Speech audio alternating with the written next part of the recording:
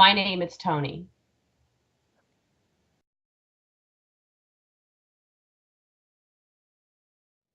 I was 18 years old.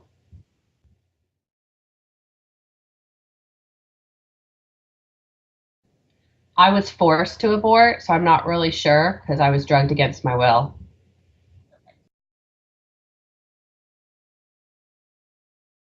I just turned 18 years old. I moved in with a boyfriend that I really had just recently met, and I became pregnant right away. I actually found out I was pregnant through Planned Parenthood. I went and to get birth control pills, and they had me do a pregnancy test. Well, immediately I knew that I was going to be met with some opposition from my boyfriend, and I actually went home that day and wrote in my journal how there's no way I would ever get an abortion. He just said to me, he said the words, don't worry, I'll take care of everything. And I automatically assumed that that meant we were going to be a family and he was going to take care of me. A few days later, he came up to me and said he had the appointment set for an abortion. And I was really shocked and just surprised. And now I understood what he meant by don't worry, I'll take care of everything. And it was just really devastating to me. And I told him, no, I'm not getting the abortion. I'm keeping the baby. So I grew up in a very abusive environment, and I had a very low esteem. And so he knew all of the things to say to me that just really got me down. Things like no one's gonna ever love you. Those awful words just every single day as he would yell and scream at me because I said no, I'm not getting an abortion. He had to cancel the appointment. Time went by. I'm not really sure how many weeks it was. And he just continued to try to wear me down. And I was feeling so low and depressed. So I finally was trying to figure out how can I kind of appease him and get him to stop, but yet at the same time get help because I didn't know how much longer I could take this. And so I asked out where we would go, and he said it was a women's health clinic. And so I thought, okay, that's not an abortion doctor. So if I tell him I'll go ahead and go, someone there will help me because this is a women's health clinic, and that's what they do is they help women who have women issues, and being pregnant is definitely a woman's issue. And so I told him, I said, okay, I'll meet with them and I'll talk with them, but I don't want to get an abortion. And everything just got better from there on. He stopped yelling. He stopped trying to manipulate me. It was just such a huge relief. And so he made the appointment. We went into this women's health clinic. We were the only people there.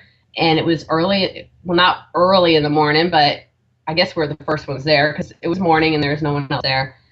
And everyone was just really quiet and not really saying anything to me.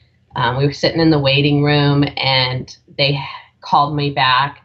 And I went back alone with this nurse, and I was feeling very anxious, wanting to tell someone, hey, I need some help because my boyfriend won't leave me alone. He wants me to get an abortion. I want to keep my baby. She motioned for me to sit in this chair in the room. I sat down. I just couldn't take the silence anymore. I immediately sprang up and got up out of my seat and just had this wall of tears and emotions just overcome me. And I said, I just started blurting out, I'm not abortion and I need to get out of here. I got really nervous. And I took a step forward to leave because I had not been checked in. I'm not in a robe or anything. I was fully clothed, ready to walk out the door and just try to get out of there because it just felt like something wasn't right. And the lady grabbed my shoulder. She pushed me down in the chair, and she held me down with her arm across me like this. And it was like I just knew what was happening. She reached into her pocket with her other hand. She had like one of those white doctor jackets on and pulled out a needle. And I started screaming, please, please don't do this to me. Please don't do this to me. I'm just screaming over and over. as it was kind of like slow motion as she just moved the needle and punctured it right in the side of my arm. And within what seemed like I was completely out. So while I was out, they performed an abortion on me, and I woke up in the same chair and with my clothes all on. And she saw me when the nurse was watching me, and she started kind of shaking me and hit me on my chest, trying to keep my eyes open, yelling at me. And then I felt her picking me up, and I'm trying to walk with her, and they basically got me out of there as fast as they could. Took me to my boyfriend. He put me in the car, and I went back home. I was in bed for a week. And so since that time, I was also having some nightmares on a man's face that I had never seen before, who was sexually abusing me. And I didn't understand that at all. So I've never seen this person before. And it was continuous through, up till I decided finally to deal with this. And uh, when I brought it back up into my life and started talking about it, I started doing research on the doctor who to me, and I found he is actually in prison for sexually assaulting the women that he drugged in his abortion clinic. And I saw his picture, and that was the face that I was seeing ever since this abortion happened. And he went to prison in 2004, I believe, if I remember that right. His goal, he was an abortion doctor in Arizona. But it was something I hid inside of me for a time. I didn't tell him because that maybe I was the only one who didn't realize that you couldn't walk to an abortion clinic like this and walk out with your baby. I thought after that I was probably the stupidest person on earth, literally, because everyone must have known, because you never hear of this happening.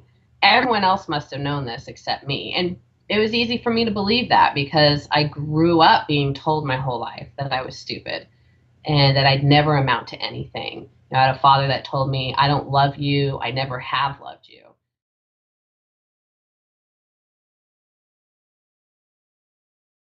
And I've always felt like that this was a boy also. And so, yeah, I ended up naming him Elijah.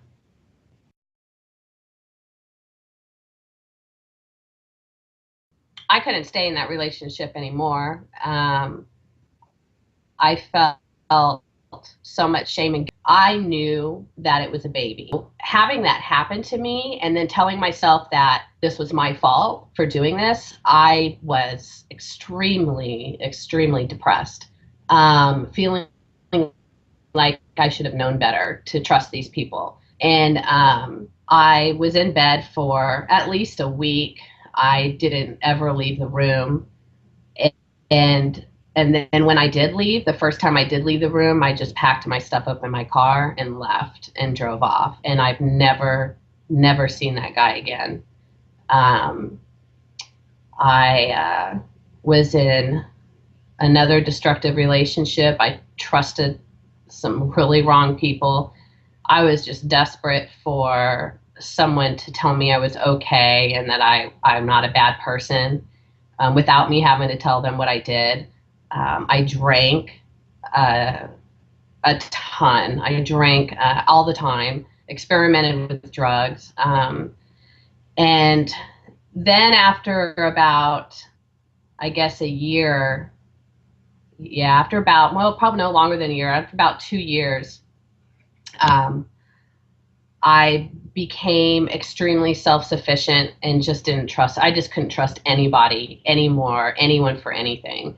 And it can be looked at as a good thing because I worked my butt off. I still drank a ton, but I was not going to trust anyone to support me, take care of me, educate me, anything like that. I was going to figure everything out for myself, and that's pretty much how I started coping a couple of years later.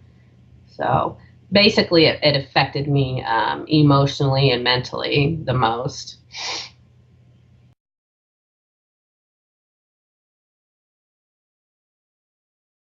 I would say the lingering effects would be just sadness and depression and guilt and shame.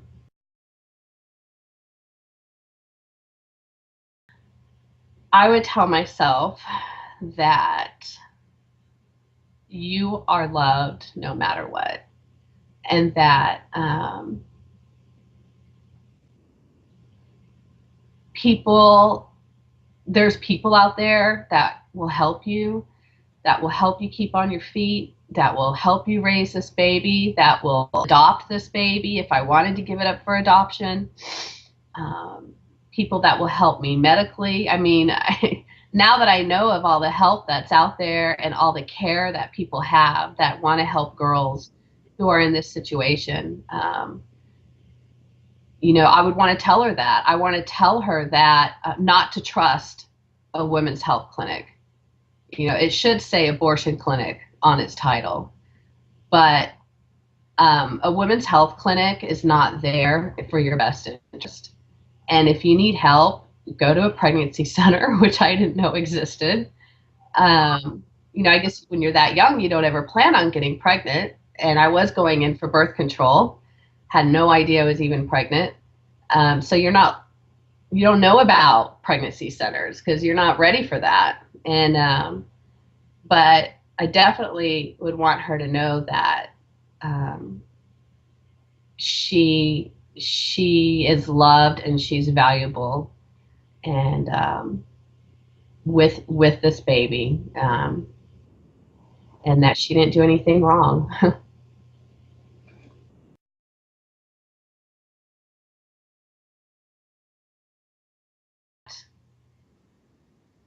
There's help out there.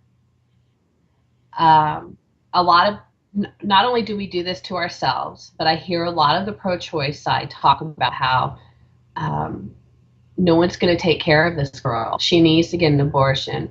We're going to have another baby to support on welfare.